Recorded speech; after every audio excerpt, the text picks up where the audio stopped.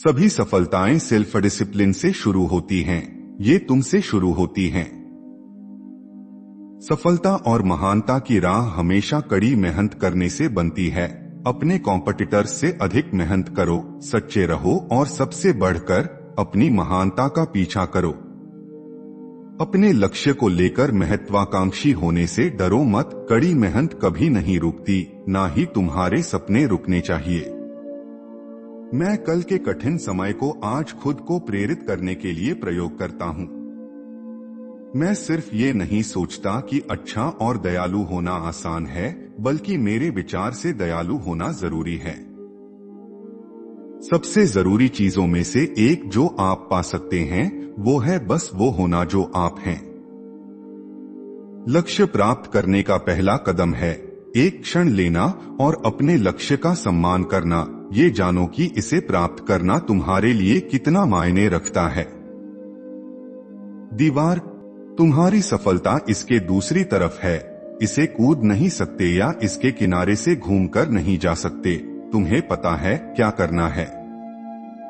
कठिन परिश्रम का कोई विकल्प नहीं है। हमेशा विनम्र और भूखे रहो। जब आप अवसर के दरवाजे पर जाएं, तो उसे खटखटाइए नहीं, उस कुतिया को लात मारिए, मुस्कुराइए और अपना परिचय दीजिए। जब लाइफ आपको मुश्किल भरी सिचुएशंस में डाले तो ये मत कहिए वाई मी, बस इतना कहिए ट्राई मी। वो इंसान बनिए कि जब सुबह आपका पैर जमीन को छुए तब शैतान कहें धक तक वो उठ गया। यदि तुम्हारे और तुम्हारी सफलता के बीच कुछ आता है उसे हटा दो। कभी भी सफलता से वंचित मत रहो। 1995 में मेरी पॉकेट में $7 थे और मुझे दो चीजें पता थीं, मैं बुरी तरह से कड़का हूं और एक दिन मैं ऐसा नहीं रहूंगा। किसी भी चीज में सक्सेस हमेशा इन दो चीजों पे आकर ठहरेगी, फोकस और एफर्ट, और हम दोनों को ही कंट्रोल करते हैं। सफलता हमेशा महानता के बारे में नहीं होती, यह स्थिरता के बारे में होती है। लगातार कड़ी मेहनत से सफलता हासिल होती है, महानता आ जाएगी। सफलता रातों रात नहीं मिलती। ये जब आप रोज बीते हुए कल से थोड़ा बेहतर होते हैं तो सारा कुछ जुड़ जाता है।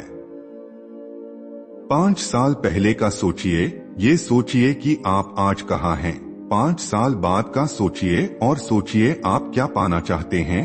अनस्टॉपेबल बनिए।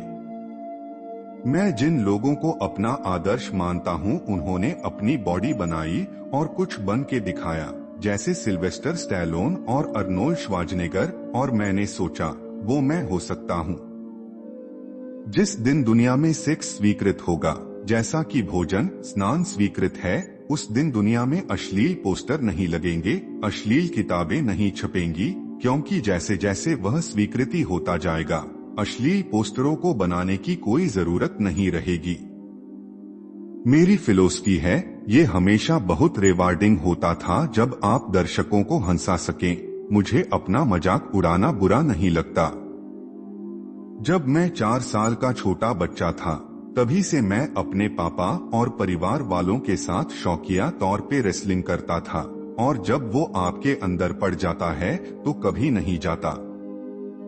अगर तुम सचमुच कुछ करना चाहते हो तो तुम एक तरीका खोज निकालोगे, अगर नहीं तो तुम एक बहाना ढूंढ लोगे।